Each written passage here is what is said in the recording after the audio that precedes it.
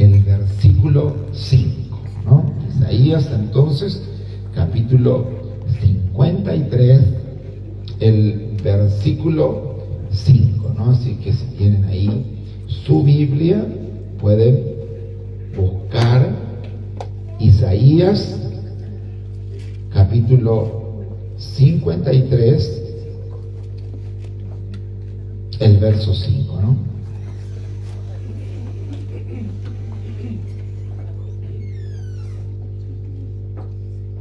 Amén. Y si lo va encontrando, se puede poner de pie, ¿verdad? Para que lo leamos entonces juntos, ¿no?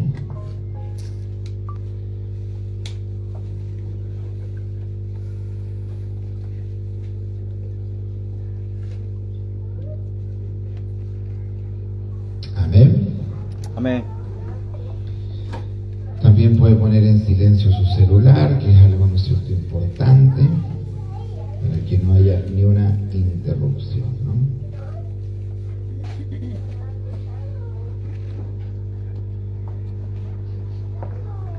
Amén. Lo leemos en el nombre de nuestro Señor y Salvador. Dice así. Amén. Mas el herido fue por nuestras rebeliones, molido por nuestros pecados, el castigo de nuestra paz fue sobre él, y por su llaga fuimos nosotros curados. Otra vez dice, mas el herido fue por nuestras rebeliones, molido por nuestros pecados, el castigo de nuestra paz fue sobre él, y por sus llagas fuimos nosotros curados. Amén. Vamos a hacer una oración. Padre Celestial, en el poderoso nombre de nuestro Señor y Salvador Jesucristo, te damos muchas gracias, querido Dios, en esta mañana, Dios mío, por darnos, Padre Celestial, esta tremenda oportunidad. Amén, sí, Señor. Para predicar, querido Dios, tu palabra, Dios mío.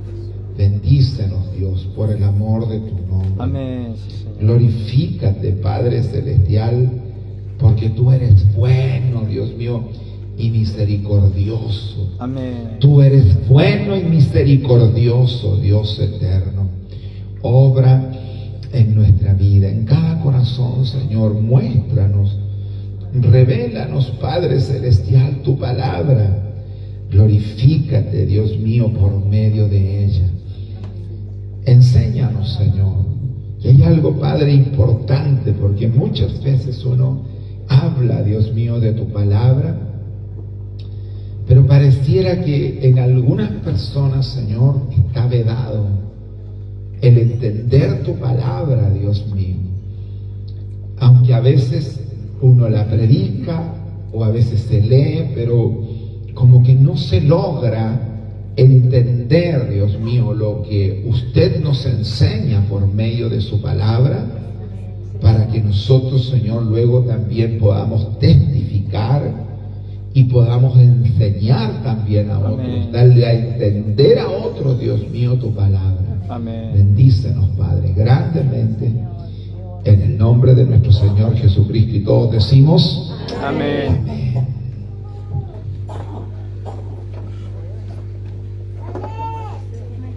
Amén, digo. Como el papá.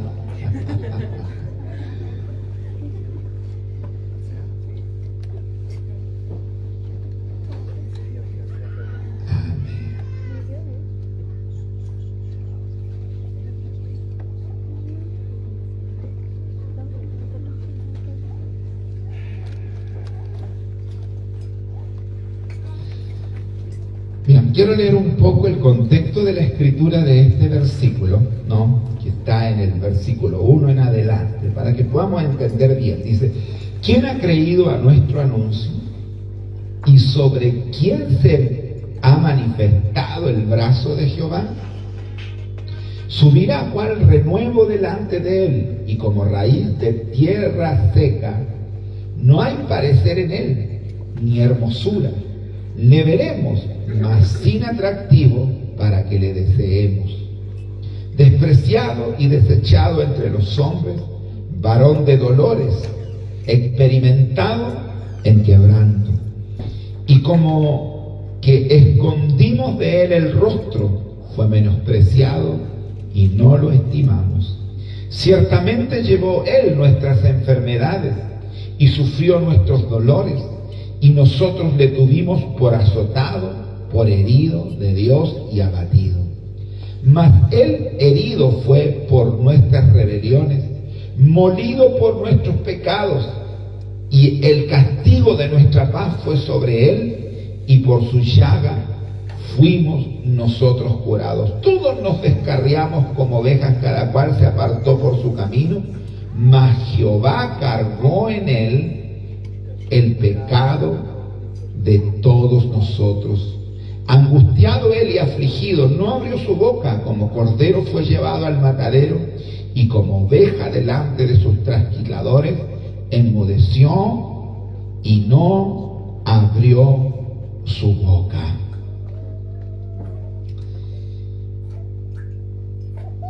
Claramente, ¿no?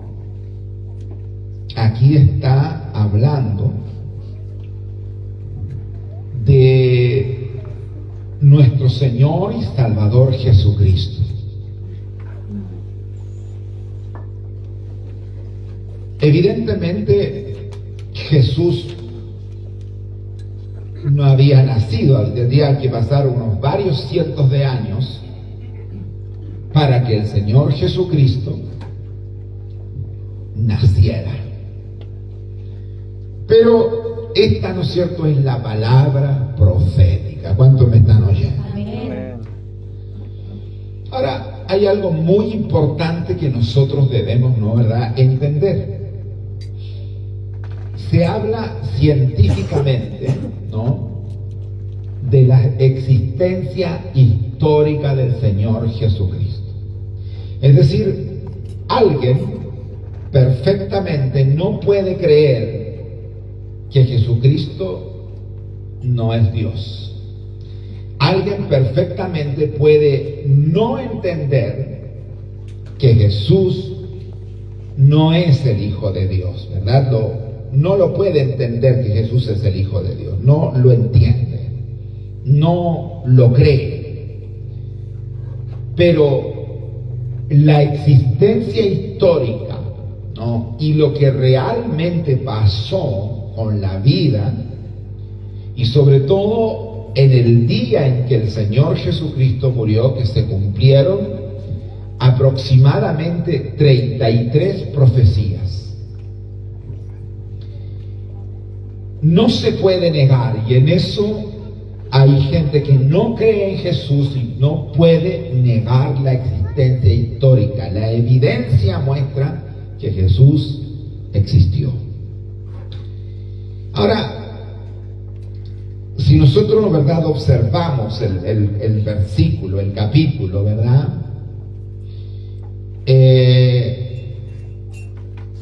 es algo en realidad maravilloso, a pesar de que los judíos no creen en Jesús. Y es, ¿no es cierto?, los mismos evangelios lo hablan no solo una vez, por lo menos recuerdo 2 versículos en este minuto, ¿no?, donde es en el libro de San Juan, donde dice: a los suyos vino, mas los suyos no le recibieron. Mas a los que le recibieron, dice, les dio potestad de ser hechos hijos de Dios. Es decir, vino a los judíos no le recibieron. En masa, evidentemente, porque, o como nación, ¿no?, porque evidentemente hubieron muchas personas judías salvas. Pero haciendo relación, ¿no?, a todo el pueblo, a la masa del pueblo, dice: a los suyos vino, mas los suyos no le recibieron. Y luego el propio Señor y Salvador Jesucristo habla, creo que es en el libro de Mateo, y dice: yo que he venido, dice, en nombre de mi Padre, vosotros no me recibís, pero a otro, dice, el cual venga en su propio nombre, hablando del anticristo, a este recibiréis. Porque vendrá un momento en que el pueblo de Israel va a recibir al anticristo, ¿no?, como su Mesías, como su Salvador. Pero evidentemente que no es él, es un impostor, es Satanás.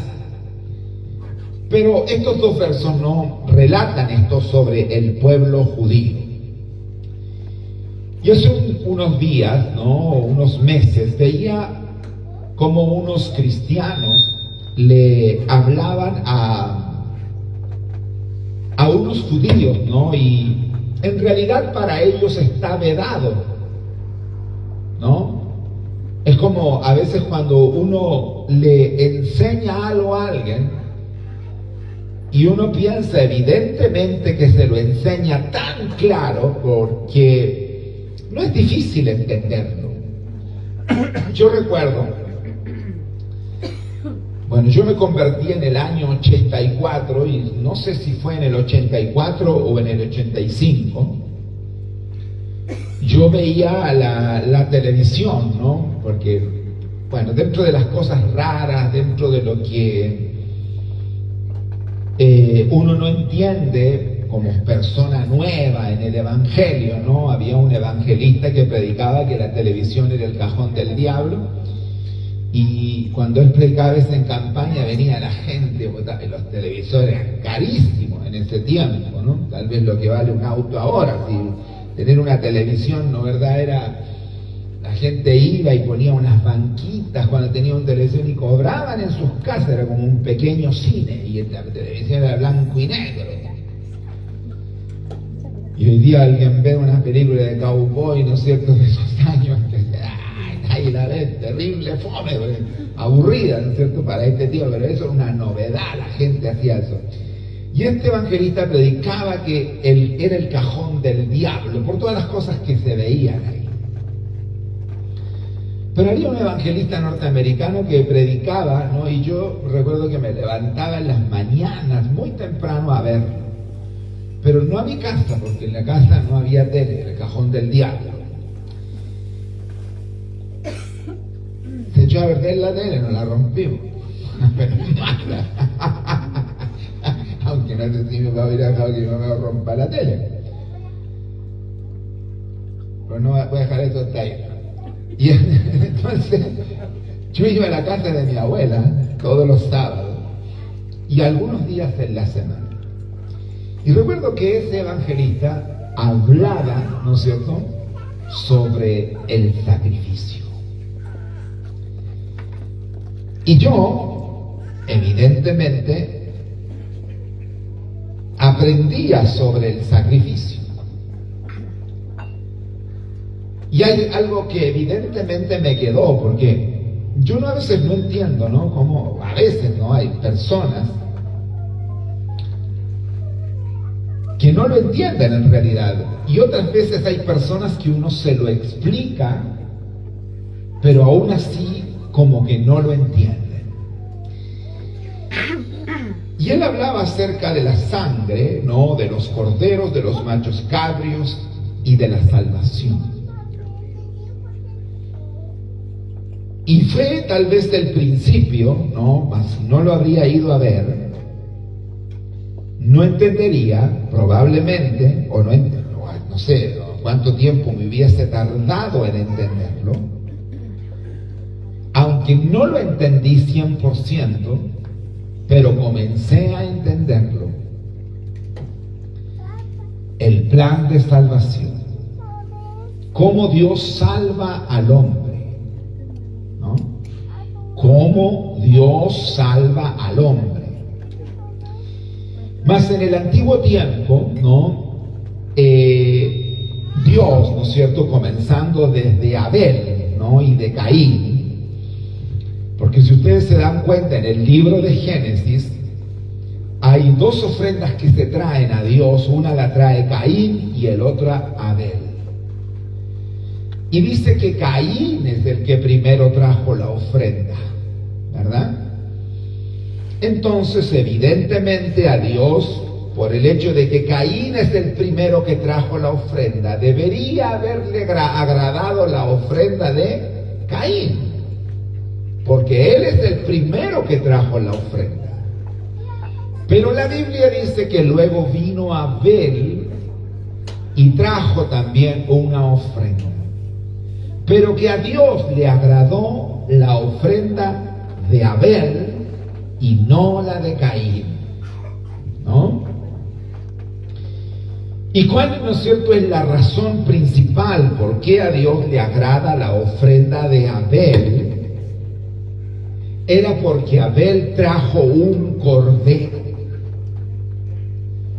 Es cierto, ¿verdad? Yo he escuchado predicaciones de gente que tal vez no entiende el tipo, la figura, ¿no? El símbolo, tal vez, ¿no es cierto?, si se pudiese decir de esa manera, pero más tiene que ver con la figura. Si eso fuese así, ¿no es cierto?, si lo vemos en una forma humana, tendría que haberle agradado la ofrenda de Caín, más Dios, ¿no?, le agrada la ofrenda de Abel. Y entonces yo he escuchado mucha gente que predican a veces sobre ese pasaje y hablan de que le agradó la ofrenda de Abel porque Abel trajo de lo mejor. Es verdad, es decir, eso es una característica, que a Dios se le da lo mejor. ¿Cuántos dicen amén? Amén. Pero lo principal que tal vez estaba vedado para muchos, ¿no? Y no sé hasta cuánto tiempo, y tal vez para muchas personas hoy, es la figura del cordero. Entonces Abel trae el cordero, lo más perfecto, porque también estaba en el corazón de Abel, ¿no? Porque tampoco Dios se equivoca, y hay cosas, ¿no?, que a veces uno hace, pero que uno tiene que reconocer que es Dios el que las puso en el corazón. Y Dios puso en el corazón esta ofrenda, ¿no?, de Abel, porque Abel también era pastor y el otro era agricultor, ¿no? Trajo de las hortalizas del campo. Y luego hay una discusión, ¿no?, cuando Caín mata a Abel, ¿no es cierto?, y Dios habla con Caín. Y en realidad Dios le muestra a Caín lo que él debía de hacer. Le dice, aquí no está a la puerta lo que debes hacer, o lo que debías hacer. ¿Y qué es lo que debería haber hecho Caín? Haber tomado de las hortalizas y haberle dado a su hermano, y haber hecho un trueque y traer el cordero y sacrificarlo. ¿Y cuál, no es cierto, era la razón del sacrificio? Para que él hubiese podido optar u obtener la salvación de su alma. Porque observen, en el libro de los Hebreos, y quiero leerle todo el contexto, ¿no?, para que vayamos entendiendo, capítulo 10 del verso 1, pero es el 4 donde vamos a fijar nuestra atención. Dice, porque la ley, teniendo las sombras, ¿no?, eran sombras y figuras de los bienes venideros, no la imagen misma de las cosas, es decir, no lo podían entender tan perfectamente como hoy nosotros lo podemos entender. Dice, porque la ley, teniendo la sombra de los bienes venideros, no la imagen misma, ¿no?, de las cosas, nunca puede, dice, por los mismos sacrificios se ofrecen continuamente cada año, hacer perfectos, dice, a los que se acercan. Nunca puede hacer perfecto a los que se acercan. De otra manera, cesarían de ofrecerse el sacrificio, pues los que tributan este culto, limpios una vez, ¿no es cierto?, no tendrían ya más conciencia de pecado. Es decir, cuando tributaban, ¿no es cierto?, lo hacían de una forma momentánea, mataban un cordero, caía la sangre, y momentáneamente la ira de Dios era aplacada, porque Dios odia el pecado. La Biblia nos enseña y dice que ninguna cosa inmunda entrará en el reino de los cielos. ¿Cuántos dicen amén? Amén. Nada. Entonces mataban el cordero, caía la sangre y momentáneamente, ¿verdad?, esperaban, porque tenían una esperanza, ¿no?, en el que había de venir en el futuro. Pues el verso 2 dice: de otra manera cesarían de ofrecerse, pues los que tributan este culto, limpios una vez, no tendrían ya más conciencia de pecado, ¿verdad? Pero estos sacrificios, cada año, ¿no es cierto?, pero en estos sacrificios cada año se hace memoria de los pecados, porque la sangre de los toros y de los machos cabríos no puede quitar los pecados, por lo cual, entrando en el mundo, dice: sacrificio y ofrenda no quisiste, mas me preparaste cuerpo. Holocaustos y expiaciones por el pecado no te agradaron. Entonces dije: he aquí vengo, oh Dios, para hacer tu voluntad, como en el rollo del libro está escrito de mí, diciendo: sacrificio y ofrenda y holocaustos y expiaciones por el pecado no quisiste ni te agradaron, las cuales cosas, desde paréntesis, se ofrecen según la ley. Y diciendo luego: he aquí que vengo, oh Dios, para hacer tu voluntad. Quita lo primero para establecer esto último. En esta voluntad somos santificados mediante la ofrenda del cuerpo de Jesucristo, hecha una vez y para siempre. El verso 4 dice: porque la sangre de los toros y los machos cabríos no puede quitar los pecados, pero Dios estableció el sacrificio. Y a pesar, ¿no es cierto?, de que los primeros comenzaron a sacrificar desde Adán, ¿no es cierto?, o desde Abel, pero Dios siempre, porque toda la Biblia hace una referencia a nuestro gran Señor y Salvador Jesucristo. ¿Cuántos dicen amén? Amén, sí, Señor. Lo primero que sucede con referencia al cordero es cuando Dios mata, ¿no es cierto?, un animal, le saca la piel y viste a Adán y a Eva, que habían pecado y se habían tratado de vestir con hojas, ¿no?, para cubrirse sus partes íntimas porque sentían vergüenza de ello. Pero Dios mata y los viste, ¿no? Y ahí hay el primer sacrificio para vestirlos. Eso tiene la idea, ¿verdad?, de quitar la desnudez y probablemente de taparla momentáneamente, porque a pesar de eso, a pesar del sacrificio, seguían teniendo vergüenza y necesitaban cubrirse, más había pecado. Pero es la primera referencia, ¿no es cierto? Yéndome algunos versículos, o un versículo por cada libro, ¿no? ¿Verdad? Le voy a mencionar algunos. Génesis capítulo 3, versículo 15, el Señor Jesucristo ahí habla de la victoria, cuando dice, le habla, ¿no es cierto?, a la serpiente que la va a destruir. Eso es a Satanás, por medio de la simiente de la mujer. Luego, en el libro de Éxodo, la sangre del cordero libra el juicio. Éxodo capítulo 12, versículo 13. No tengo el tiempo para leer cada versículo.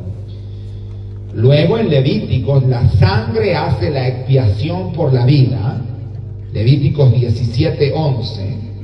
Números, 21:9. El que mira al levantado vive. Es decir, cuando pusieron la serpiente para todo aquel que la mirase. Luego en el libro de Juan, capítulo 15 y verso 16 del capítulo 3 hace referencia a eso, ¿no? Porque de tal manera amó Dios al mundo que dio a su único hijo, ¿no es cierto?, para que todo aquel que crea no se pierda, mas tenga vida eterna. Y también habla y dice, así como Moisés levanta la serpiente en el desierto, ¿no? Exactamente lo habla ahí, para mostrarnos que eso hacía referencia a nuestro gran Señor y Salvador Jesucristo. Deuteronomio, el colgado en un madero, dice, todo aquel que era colgado de un madero, ¿no es cierto?, era maldito. Imagínense, ¿verdad?, que eso fue muchos años antes, ¿no? Y muchos siglos antes, y luego Jesús fue colgado de ese madero para que se cumpliese la escritura. Hablan los evangelios. Deuteronomio, ¿no es cierto?, decía eso. Josué dice, la señal de la sangre preserva a los que creen. Josué 2:18. Jueces, uno se entrega en muerte para vencer a sus enemigos. Sansón, ¿no?, es lo que es como la figura del Señor Jesucristo. En Jueces 16:30 dice eso, ¿no? Luego Ruth 4:14 dice, el Redentor levanta esperanza para su pueblo, ¿no? Todos estos versículos, hay varios versículos en algunos libros, mas yo solamente tomé uno. Primera de Samuel, el Señor salva a su ungido del enemigo. Primera de Samuel 17:46. Segunda de Samuel 7:13, Dios establece un reino eterno. Primera de Reyes 8:30, el Dios de los cielos escucha y perdona. Segunda de Reyes 19:34, Dios salva por amor de su nombre. Primera de Crónicas 17:14, la promesa del reino permanece. Segunda de Crónicas, si el pueblo se humilla, Dios oye desde el cielo. Pero todo esto hace referencia a nuestro Salvador Jesucristo. A ver, si ustedes leen los versículos se van a dar cuenta. En Esdras no hay un versículo bíblico, es el único, ¿no? Y Salmos 22:1 dice, Dios mío, ¿por qué me has desamparado? ¿Verdad? Hablando de Jesús en la cruz, lo que él habla, Elí, Elí, lama sabactani. Isaías 53:5, nuestro versículo que hemos tomado, más el herido fue por nuestras rebeliones y molido por nuestros pecados. Daniel 9:26, se quita la vida al Mesías. Zacarías, ¿no?, 12:10, mira, ¿no es cierto?, a quien traspasaron. Bueno, todos esos versículos, y para qué, ¿no es cierto?, decir del Nuevo Testamento, ¿no? Mateo 27:50, Marcos 15:37, cada uno va diciendo algo con respecto, ¿no es cierto?, a lo que le sucede ahí a Jesús, ¿no es cierto?, o la referencia del Salvador, o lo que tiene que ver, ¿no, verdad?, con el sacrificio, la sangre, o con la cruz, o con alguna profecía, ¿verdad?, enseñando acerca de nuestro Señor y Salvador Jesucristo como el Salvador del mundo. ¿Cuántos dicen amén? ¿Cuántos me oyen? ¿Verdad? Por eso que es muy importante, ¿no es cierto?, entender la palabra de Dios como el centro de toda la historia. Por algo, ¿verdad?, existe cuando viene Jesús, ¿no es cierto?, la vida de Jesús, ¿no es cierto?, se pronuncia, aunque algunos dicen que se equivocaron en 4 años, pero eso no quita de que Jesús sea el centro de la historia, porque 100 años antes de Cristo, 200 años, 500 años antes de Cristo, ¿no? Y hasta los incrédulos tienen que tomar estas fechas como referencia, o esa fecha, para decir 200 o 300 o 1000 años después del Señor Jesucristo. Es decir, podrían haber dicho, no, 1000 años desde cuando de esto, y no es cierto, y haber dicho, bueno, hasta Jesús son 6000 años, no, o 2000 o 3000, bueno, como sea, no tengo la fecha exactamente, pero estoy poniendo un ejemplo, y luego, ¿verdad?, decir que se fue cumpliendo y que tal vez no estaríamos nosotros en el año 2000, sino probablemente en los 6000. Pero el punto es que Jesús es el centro de la historia. ¿Cuántos me están oyendo? Amén. Y todo tiene que ver con nuestro Señor Jesucristo, ¿no? A veces es ilógico, ¿no?, de que muchas personas, ¿no?, que a veces creen en el Evangelio, no hablen y no enseñen alguna palabra o algún acontecimiento bíblico, ¿verdad?, como estos, o con lo que tiene que ver principalmente con la salvación del alma, tomando a Jesús como referencia. ¿Por qué razón? Porque, por ejemplo, a veces yo escuchaba a un pastor, y a otros he escuchado frecuentemente, y cuando, por ejemplo, hablan de Jacob, o tal vez de David, o de Job, probablemente, o de Abraham, tomemos a los que probablemente para algunos han sido más santos. A lo mejor David no está en ese lugar por todos los pecados que cometió, a pesar que Dios dice, he hallado un hombre conforme a mi corazón. Pero eso tiene una explicación, dirá la gente, ¿por qué ha hallado a David un hombre conforme al corazón?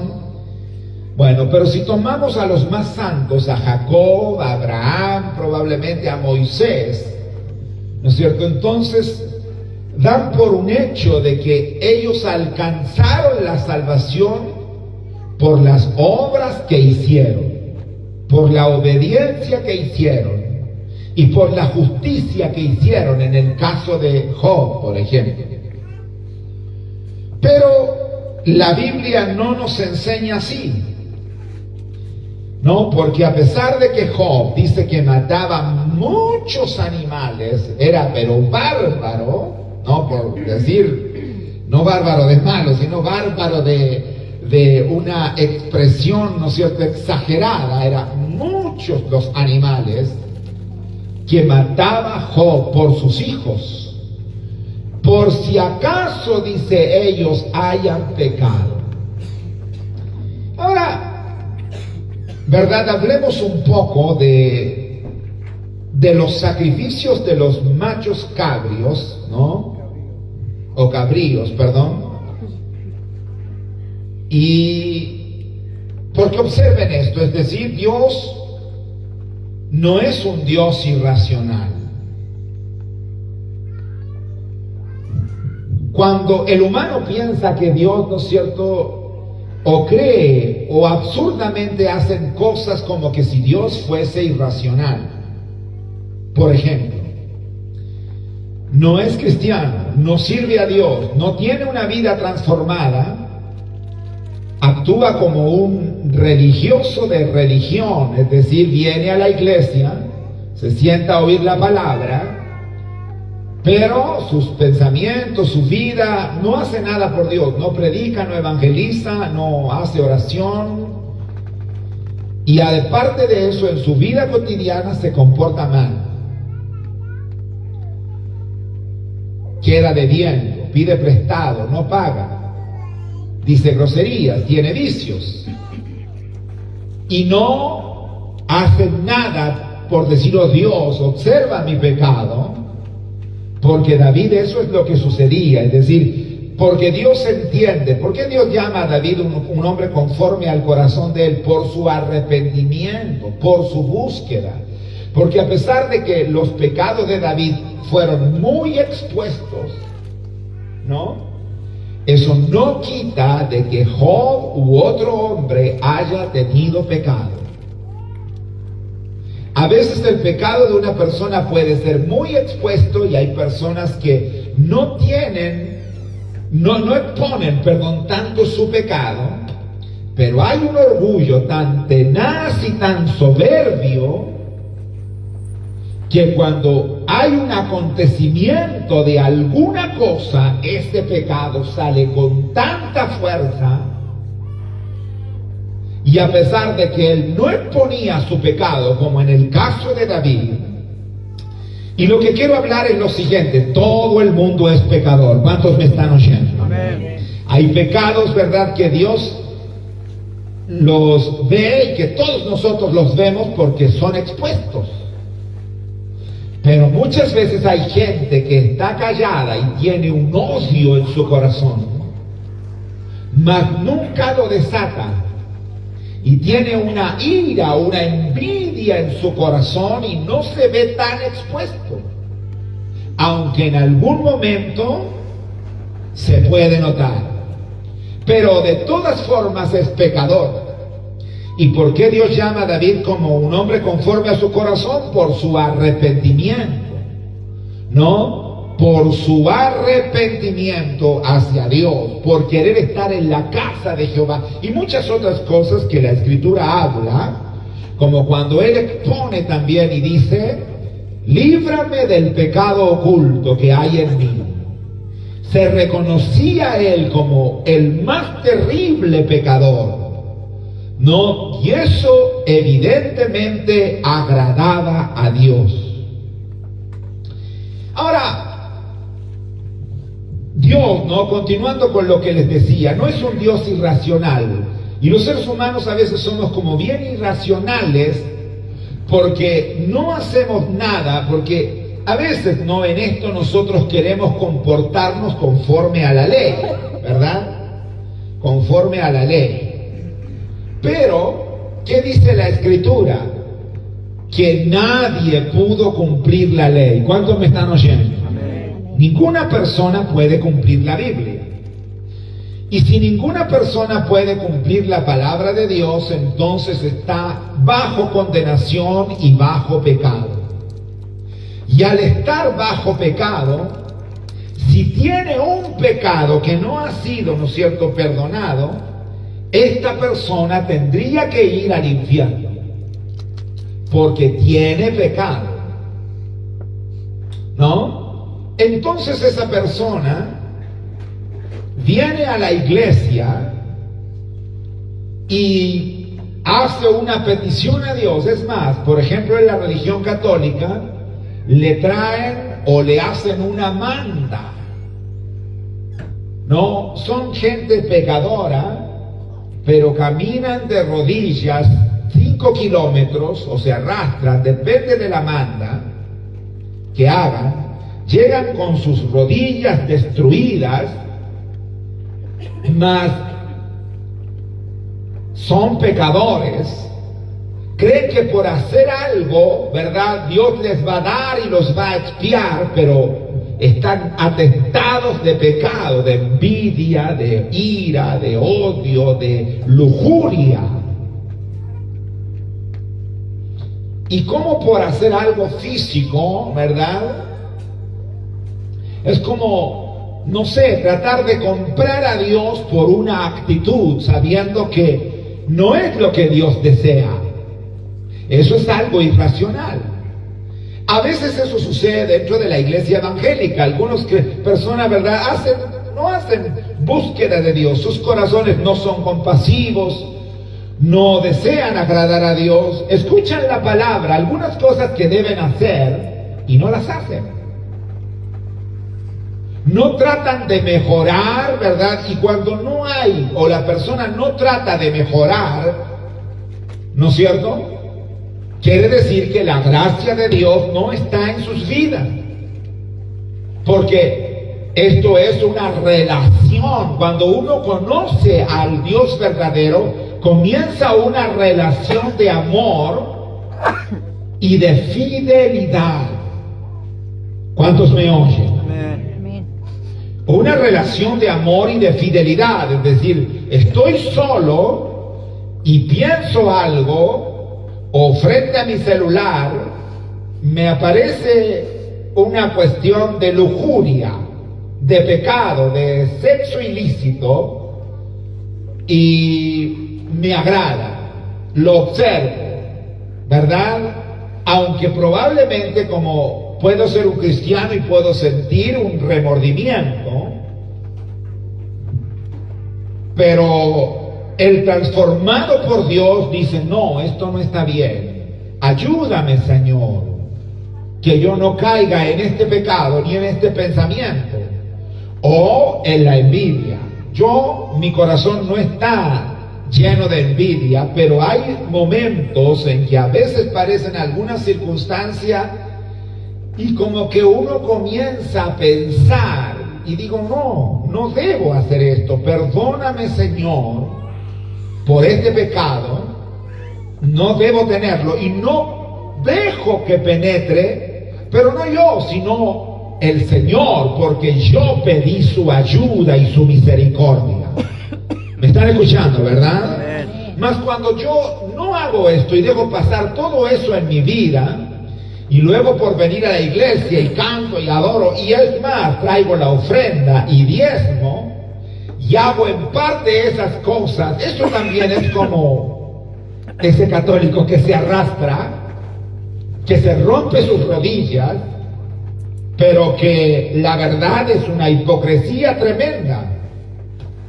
Porque cuando uno conoce a Dios o ha sido salvado por la gracia y la misericordia de Dios, en el corazón del verdadero creyente hay fidelidad. ¿Cuántos alaban al Señor? Amén. Eso es lo que Dios desea, no lo que Él quiere. Pero observemos, ¿no?, en el libro de Hebreos, el capítulo 1, el versículo 4, ¿verdad?, donde quería remarcar, dice: porque la sangre de los toros y de los machos cabríos no pueden quitar los pecados, por lo cual, entrando en el mundo, dice: sacrificio y ofrenda no quisisteis, mas me preparaste cuerpo, ¿verdad? Es decir, no podía quitar el pecado en su totalidad, lo cubría momentáneamente. Para eso era el sacrificio, porque Dios no es irracional. Por ejemplo, en diversas culturas, ¿no?, y esto es evidentemente la obra de Satanás, se sacrificaban humanos, ¿no? Humanos. Hasta no solo en las culturas europeas, sino también no sé si eran los mayas o los aztecas, que sacrificaban humanos, no recuerdo cuál, los confundo un poco, mas había, ¿no es cierto?, acá en Latinoamérica, donde sacrificaban humanos para aplacar la ira, ¿no?, de ese Dios en el cual creían, que evidentemente detrás de ello estaba Satanás. Pero eso es algo irracional. ¿Por qué entonces se mataba un cordero? Era porque a Dios le agradaba que lo maten, ¿no es cierto?, y que eso era suficiente.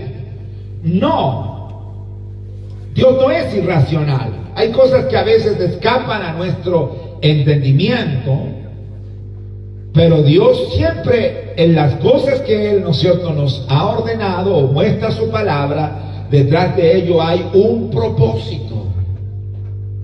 Y el sacrificio de un cordero o de esos machos cabrios, ¿verdad?, que en ocasiones fue a un buey, ¿no?, ¿verdad?, como en el caso de Elías, o un palomino de la gente pobre, pero normalmente era un cordero sacrificado.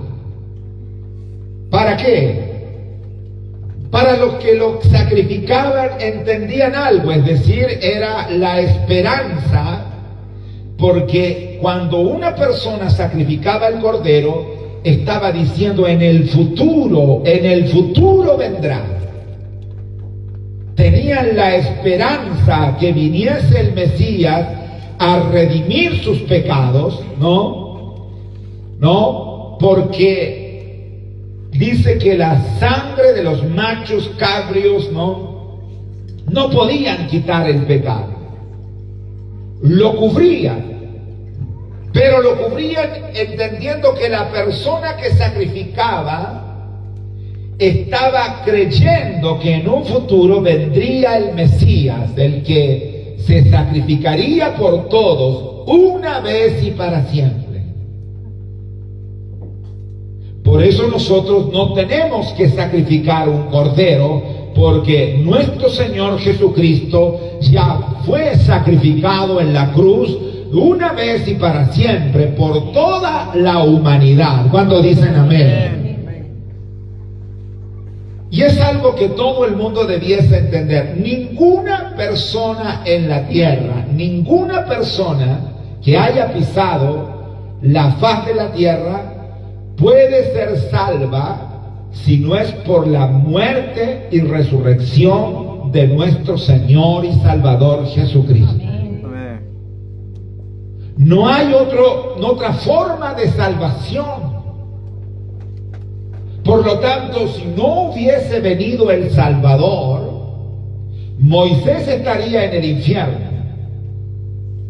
Y cuando el Señor Jesús descendió a las partes más bajas de la tierra, cuando murió, es para dar la noticia. Porque la Biblia nos enseña que el seno de Abraham estaba frente a los que estaban padeciendo tortura en el infierno. Y dice que había una gran cima que los dividía. No se refiere a una montaña, sino se refiere a un espacio que los dividía.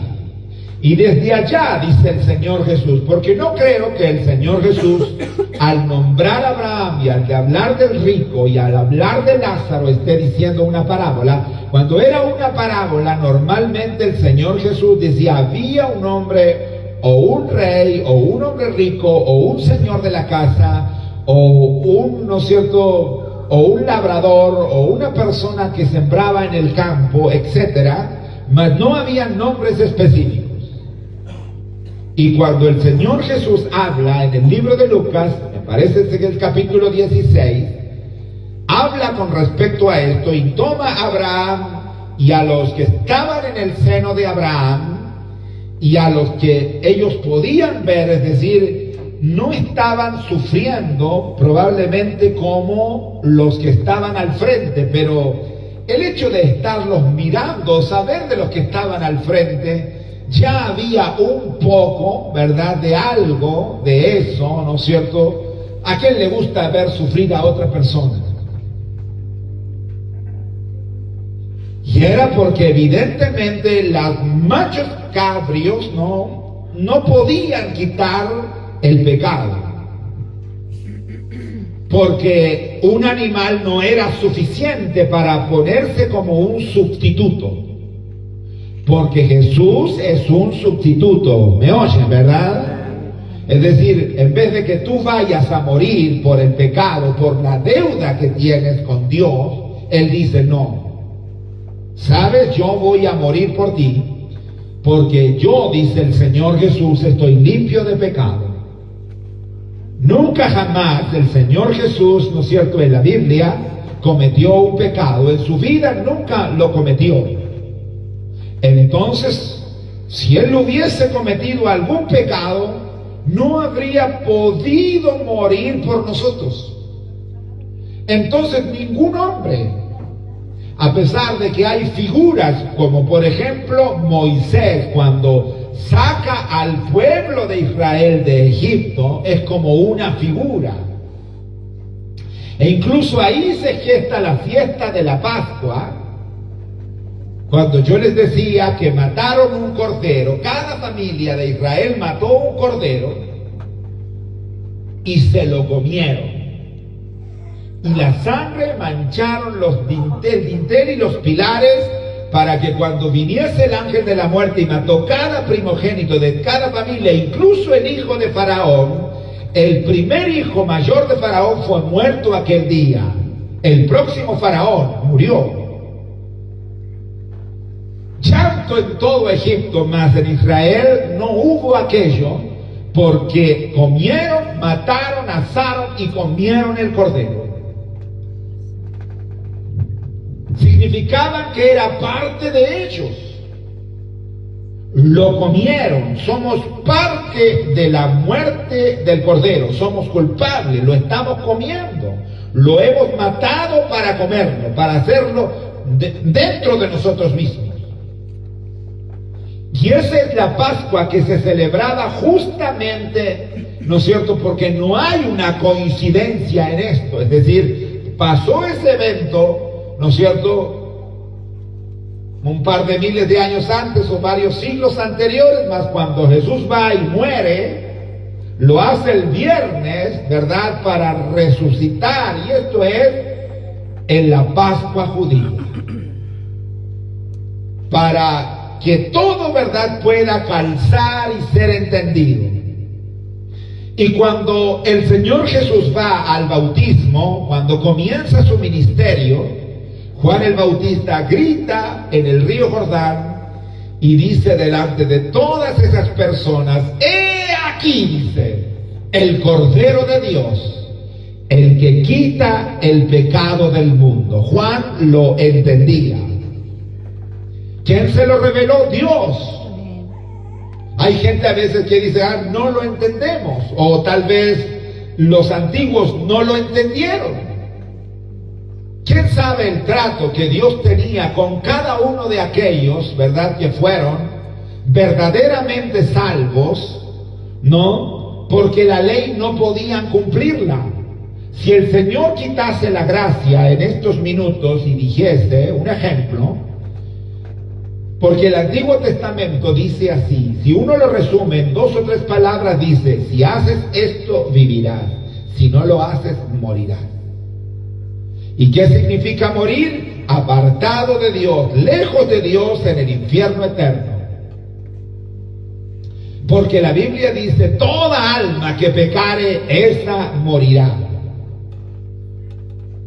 ¿Y qué entonces si en este tiempo Dios dijese: vamos a quitar la gracia, por poner un ejemplo, y ustedes van a hacer lo que dice la Biblia? Si la hacen, viven; si no la hacen, mueren. Y el libro de Santiago dice: si alguno, dice, solamente incumple un solo mandamiento, uno solo tan solamente, es culpable de todos. ¿No? Es decir, hay pecado, y ese pecado no se puede sacar, es imposible. Entonces alguien dirá: ¿por qué entonces Dios va y no nos perdona? Así simplemente decir: bueno, te perdono. Porque eso sería injusto. No hay justicia. Si Dios dice: yo te perdono, sin, ¿no es cierto?, que alguien pague el pecado, entonces eso no es justicia. No existe justicia. Y eso provocaría que Dios sería injusto. ¿Y qué diría Satanás? Dios es injusto, porque lleva a estos pecadores al cielo. Les dice que los ha perdonado, pero su pecado está ahí. ¿Me escucha, verdad? Y la deuda está ahí, y el pecado está ahí. Y entonces Dios no lo puede llevar al cielo. Entonces Dios ha cometido injusticia. Pero uno de los atributos de Dios es la justicia. Y para que esa justicia fuese ejecutada, no te puede decir: te perdono simplemente, sino que viene Jesús, muere en la cruz y es un sustituto. Dice: yo voy a pagar por tu pecado. Es como cuando tienes una deuda en el banco y alguien dice: ¿cuánto debes? 5 millones. Bien, yo los pongo, no te preocupes. Yo cuando pueda te los pago, dice el deudor. Y el que paga la deuda dice: no, es un regalo. ¿Cuántos dicen amén? Romanos, ¿no? Capítulo 3, ¿verdad? 23 y capítulo 6, 23, nos habla de aquello, de la gracia, del perdón, del pago, ¿no es cierto?, de que alguien paga por ti, por tu vida. se pone en tu lugar por ti para pagar tus pecados. Y no era una cuestión, ¿no es cierto?, de los del Nuevo Testamento, porque de los antiguos, ¿quién pudo cumplir la ley? ¿Hay alguien que pudo cumplir la ley? Ninguna persona sobre la tierra ha podido cumplir la ley. Todos hemos pecado. ¿Hay alguno de ustedes que no haya rodado en algún momento? ¿O que no haya deseado la mujer de su prójimo? ¿O el hombre del prójimo? ¿O que no hayan habido pensamientos de envidia, de maldad? ¿O que no haya mentido nunca? Todos hemos pecado. De una o de otra manera hemos pecado. Y basta con decir, oh Dios, perdóname. Por eso que hay personas a veces, ¿no es cierto?, que están en el mundo y dicen, oh Dios, perdóname. Pero siguen bajo pecado y las mismas cosas, ¿verdad?, que hacían, y están atados y presos por los pecados. Porque el perdón así nada más no existe. Porque eso haría a Dios un Dios injusto. El perdón tiene que estar basado en el hecho de que alguien tiene que pagar el pecado, que ese pecado tiene que pagarse. Es como la gente cuando le matan un hijo y está desesperado, ¿verdad?, y dice, no, tiene que ir a la cárcel. Y cuando viene la justicia y los condena, aunque muchas veces no están conforme con los años y la condena que les dieron, más dicen, se hizo justicia, y quedan un poco tranquilos. Aunque tal vez la justicia hubiese sido para ellos la misma pena que hicieron con su hijo, lo mataron, la muerte también para él. La cárcel tal vez no es suficiente para esas personas, pero por lo menos dicen, se hizo justicia. Es eso lo que Dios, ¿no es cierto?, también tiene que hacer, justicia. Si no se hace justicia, entonces Dios sería injusto. Y entonces Dios no sería Dios, porque Dios es un Dios perfecto. ¿Cuántos dicen amén? Entonces, al venir Jesús y morir, se ejecuta la justicia. Pero fíjense, esas personas que dicen, yo, Señor, te pido perdón. Mas algunos también van y piden perdón y dicen, sí, yo creo que Jesús murió por mí, pero creen de aquí. La verdad es que cada creyente, ¿verdad?, aunque a veces no lo logre entender intelectualmente, porque hay gente que al principio, ¿verdad?, yo conozco iglesias y lugares, ¿no?, donde muchas personas van a una iglesia, mas no entienden la doctrina. Porque no se habla de la muerte de Jesús, no se habla de la cruz. Se habla del perdón, se habla de la salvación, pero no se explica la cruz.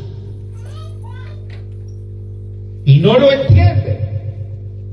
Y hay gente que dice, sí, Jesús murió por mí, mas no es salvo porque su vida no ha sido transformado. Es decir, la ejecución de la salvación y de la cruz no ha llegado a su alma.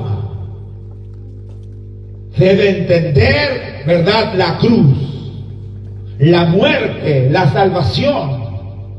Debe llegar a tu alma. Por eso no basta solo con estar en la iglesia. Debemos entender, Jesús murió por mí, ¿no?, y de lo que sucedió.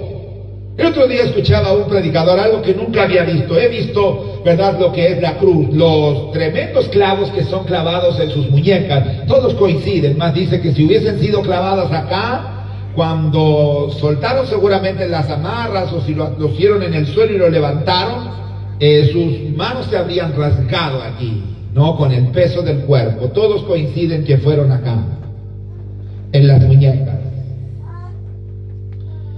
Donde decía este hombre que el nervio que llega aquí le llegaba el dolor hasta acá. ¿Alguien se ha pegado fuerte y le ha dolido hasta por acá en algún momento? Yo muchas veces, haciendo mecánica.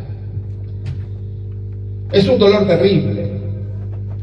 pero ahora con un clavo, un grueso clavo de 18 centímetros, con un grosor así, ¿verdad? Enterrado ahí, era un dolor intenso. Luego, ¿verdad? Pero anteriormente los latigazos, que cada uno de esos látigos con 7 puntas, con huesos filudos atados a cada una de las puntas o metales, se incrustaban en el cuerpo del Señor para cuando se lo sacaban literalmente pedazos de carne que salían y se desprendían de su espalda. 39 azotes, era una no masa de carne, 39, 40 azotes, una masa de carne, la sangre, la corona de espinas hinchada su cabeza, luego los clavos, y fue clavado ahí los tendones, el terrible dolor de todo su cuerpo. Por eso experimentado en dolores, varón de dolores, dice la Escritura, y estaba ahí caído, y dice que para respirar tenía que impulsarse un poco, es decir, esto era lo que lo sujetaba, y sus pies clavados también. Ahora imagínense, ese dolor terrible, no estaba descansando, colgaba, dice la Escritura, colgado de un madero, colgado pero con los clavos. Y cuando tenía que respirar, porque dice que no podía, en esa posición tenía que tratar de elevarse y suspenderse de los clavos clavados. Ahora imaginen ese dolor para poder respirar. La muerte del Salvador fue terrible. Y cuando una persona es salva y entiende la muerte y el dolor, porque los antiguos, al matar un cordero, ¿verdad? Tal vez alguien diría, ¿por qué lo hacemos? ¿Por qué matamos un cordero? Porque la mente humana es así, es decir, a veces yo pienso en las cosas irracionales que hacen muchos evangélicos, ¿verdad?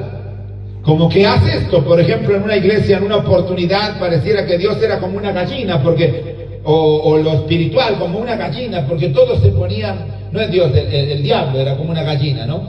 Me confundí. Y entonces los agarraba de la mano y decía, vamos a ponernos de acá, hermano, todos de acá, del principio de la iglesia, y todos agarraban de la mano, y era, fuera Satanás, fuera, fuera, hasta que echaban al diablo para afuera, pero el diablo no es un cuerpo, es algo irracional. En las iglesias a veces muchas personas hacen cosas irracionales como ritos, pero cuando uno las piensa dice, eso es ridículo, ¿por qué lo harán? Hay muchas cosas, ¿verdad? Y la gente dice, no, porque Dios lo quiere. Hay una razón. Dios es el creador. Cuando dicen amén, creó el cielo, la tierra y el universo. La Biblia nos muestra, de hecho los más grandes científicos de la historia dicen, sí, la Biblia tenía razón, Dios lo creó, Dios lo hizo. Por muchos años se pensó que el Big Bang descartaba a Dios como el creador. Hoy dicen, no, no es así. Si hubo un Big Bang, tiene que haber alguien que lo creó, eso no se pudo haber hecho solo, y ese es Dios, alabado sea su nombre. Entonces entendemos, ¿no?, que Dios es alguien que entiende y que comprende y que cada cosa tiene su significado. Y alguien diría, lo matamos, ¿verdad?, pero es para calmar a Dios. ¿Cuál es la razón de hacer esto? Porque muchas personas que no entienden el sacrificio, ¿por qué lo harían? De hecho, por ejemplo, hoy vamos a tomar la cena, y en cuántas iglesias, muchas iglesias, se toma la cena y no saben por qué la toman, cuál es el significado que tiene. El pan es el cuerpo que es partido, dice la Escritura. Entonces dijo el Señor Jesús, en la última cena, partió el pan y lo dio. Dijo, tomad y comed todo de él, porque este es mi cuerpo que es partido y quebrado por vosotros. Es decir, tiene un significado, como el cordero. Como el cordero que se mataba en el antiguo tiempo ¿verdad? Para nosotros, ¿no es cierto?, un rito que hacemos para pensar en la muerte del Salvador. Antes se mataba un cordero y cuando lo mataban venía un dolor, gritaban. ¡Ah! ¿Has visto algún cordero, no verdad, morir? Yo vi muchos corderos o cabros, ¿no es cierto? Vi como mi padre con el esposo de mi abuela los mataban para tiempos como Navidad o fiestas patrias. Yo era pequeño, vivía en una zona rural y el cordero gritaba. Era terrible ver a un animal, el chancho era pero terrible ver cuando alguien, ¿no es cierto?, lo mataba, lo degollaba. Mi hermana menor de 2 años, ¿no?, era algo espantoso para ella ver eso, no le gustaba. Y la verdad es que había un propósito, no era algo irracional, mata para... Yo me quiero sentir conforme de esto, ¿sabes? Y a mí me agrada, no era simplemente un agradar por algo cualquiera, significaba la muerte del Salvador. Como hoy nosotros, cuando comemos el pan, lo comemos porque es parte, ¿no es cierto?, de nosotros. El culpable de la muerte del Señor Jesucristo no fueron los romanos, el culpable de la muerte del Señor Jesucristo no fue Herodes. El culpable de la muerte del Señor Jesucristo no fueron los fariseos. El culpable de la muerte del Señor Jesucristo no fueron aquellos soldados, ¿verdad?, que el verdugo que lo azotó, el que le puso la corona de espinas, los que le tiraban escupitajos asquerosos sobre su rostro, ¿no es cierto?, lo cubrían y después le daban una serie de golpes cuando su rostro estaba todo desfigurado. No, los culpables de la muerte del Señor Jesucristo no fueron los fariseos y los saduceos, ni los que le golpeaban de esa manera, ni los que lo injuriaron en el juicio, ¿verdad?, para decir, no, esto, ¿verdad?, mientan y digan esto para que lo matemos, ¿no es cierto? Los culpables de la muerte del Señor Jesús no fue ninguna de estas personas. El verdadero culpable de la muerte de nuestro Señor y Salvador Jesucristo eres tú, soy yo y todos los que han sido salvos, porque si el Señor no hubiese venido a morir por nosotros, y no hubiesen sido salvos nosotros, cada uno entendiendo la cruz, la salvación, la transformación y la libertad que tenemos sobre el pecado, si Él no hubiese venido a morir, nosotros tendríamos que ir al infierno. Porque nada puede quitar el pecado. Nada puede quitar el pecado. Podríamos hacer ritos y cuanta cosa, ¿verdad?, se nos ocurra para poder liberarnos del pecado, arrodillarnos y caminar de rodillas hasta romperlas y decir tantas cosas y hacer tantas cosas, mas hemos quebrantado la ley. Y la única forma del perdón de los pecados es que Jesús venga a tu corazón y diga, yo he muerto por ti. Tomad y comed todo de él, porque esta es mi sangre, este es mi cuerpo, y tomad y bebed todo de él, porque esta es mi sangre, que ha sido derramada por vosotros. Y eso es la salvación. Eso es, ¿verdad?, la Pascua. No es el huevo que se esconde. Olvídese de esas estupideces. Como cristiano, ninguno podría venir y celebrar una Pascua, ¿no es cierto?, comprando huevos. Nuestra atención, toda mi focalización, de la Pascua, de la Semana Santa, debe estar centrada en la muerte y resurrección de mi Señor y Salvador Jesucristo, que murió para expiarme, para salvarme de mis pecados. Alabado sea Dios.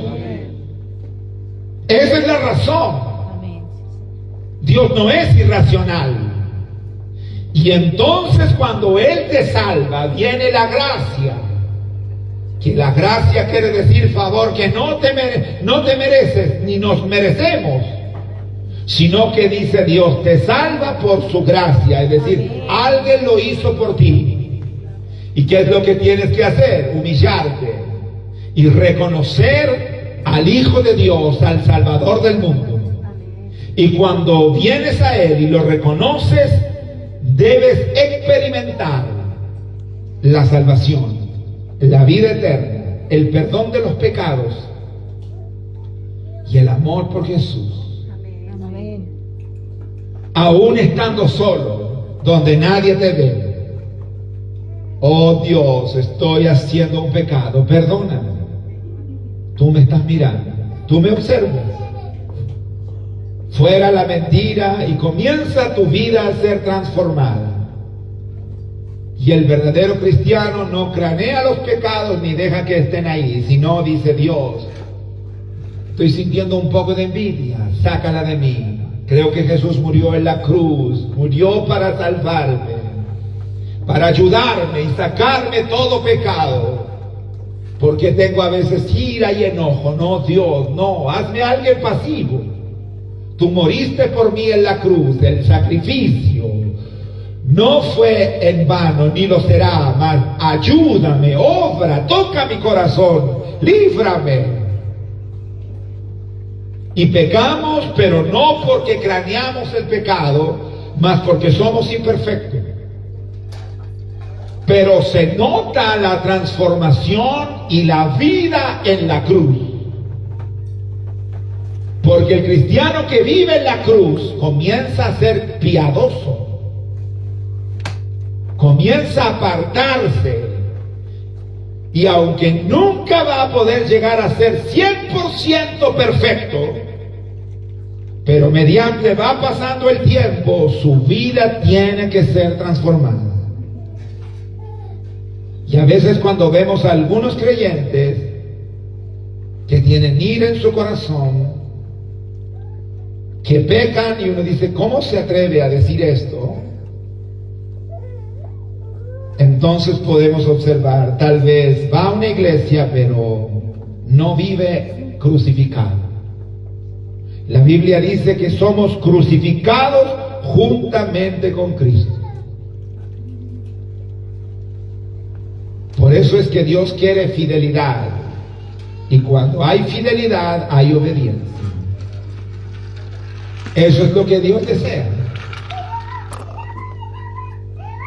Por eso, ¿verdad? Los cánticos antiguos eran tan maravillosos. En la cruz, yo primero vi la luz y las manchas de mi alma yo la ve. Fue allí por fe que vi a Jesús. A veces los cánticos de hoy tienen que ver con mucho romanticismo y a veces con una cierta inspiración en una relación que evidentemente no podría ser con Dios. Y debemos observarlo.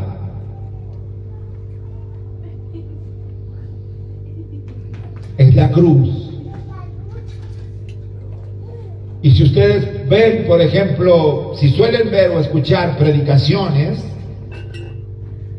lo que más se habla es: cumple tu sueño, todo te va a salir bien, tu vida va a ser próspera, Dios te va a dar, no tienes trabajo, ven, Dios te lo va a dar, te pasa esto, no te preocupes. Y a veces el púlpito es ocupado por un cierto profeta, entre comillas, que se dedica 2 o 3 horas a profetizarle a cada persona, ¿verdad?, todas las riquezas y las maravillas que va a tener, pero el mensaje de la cruz no está, no existe. No existe el mensaje de la cruz. Y yo no tendría que predicar prácticamente nunca, a veces uno lo puede mencionar, pero predicar una predicación completa, todo lo que Dios te va a dar y las riquezas y todo lo que Dios te va a proveer y lo que te va a dar, no hay necesidad de hacerlo, porque la Biblia dice: mas buscad primeramente el reino de Dios y su justicia. Y eso tiene que ver con la cruz, porque la cruz es la justicia. Y lo demás viene por añadidura. Ni me preocupo por lo otro, porque va a venir solo. Alabado Dios. Es la cruz. Es la cruz. Pónganse de pie. Es la cruz. Y qué terrible hoy que teniendo tanta información, tantas personas, ¿verdad?, no la escuchan, no la oyen, no, y están engañados, no entienden nada. Dios tenga misericordia de sus vidas. Vamos a orar. Padre Celestial, inclina su rostro, por favor. Padre Celestial, hemos predicado tu palabra es verdad. Perdona nuestro pecado, Dios, mas sé que el pecado mío fue clavado en la cruz. Y la dicha tan maravillosa que no solo los pecados de hoy me has perdonado, sino los que vendrán en el futuro. ¿Por eso pecaré? No, en ninguna manera, dice el apóstol Pablo. Dice que mientras más pecado hay, más gracia de Dios hay. La gracia abunda, pero eso me da licencia para pecar en ninguna manera, dice. Mas los que han sido salvos por amor a ti saben que van a cometer algún pecado en el futuro, pero no le van a dar licencia, un chip libre, una cosa abierta para seguir haciéndolo. Mas no quieren hacerlo, ni incluso los del futuro. Pero la gracia es esa: nos has perdonado, nos has salvado. Dios eterno, y el verdadero salvo anhela agradarte, anhela apartarse para ti y anhela andar en santidad. Gracias, Señor, por la cruz. ¿Cuántos levantan su mano y dicen gracias por la cruz? Por la cruz, por la cruz. Oh Dios eterno, por la cruz. La cruz, Dios mío, te adoramos, te exaltamos, porque eres maravilloso, porque eres precioso. Oh Rey de los cielos, Padre eterno, Padre maravilloso, santo es tu nombre, Cordero de Dios. Gracias por morir por mí. Todo lo que sufriste, Señor, en la cruz, esa sangre, esa espalda, esa cabeza, esos golpes. La sangre de Jesús. Oh Dios eterno, le perdonó y libertad me dio. Tu majestad está dentro de mí. Por siempre creo en ti, por siempre creo en ti. Me inundas con justicia y amor. Tu gracia cautivó mi corazón. Tu espíritu me guía a la verdad. Tu amor no fallará, tu amor no fallará.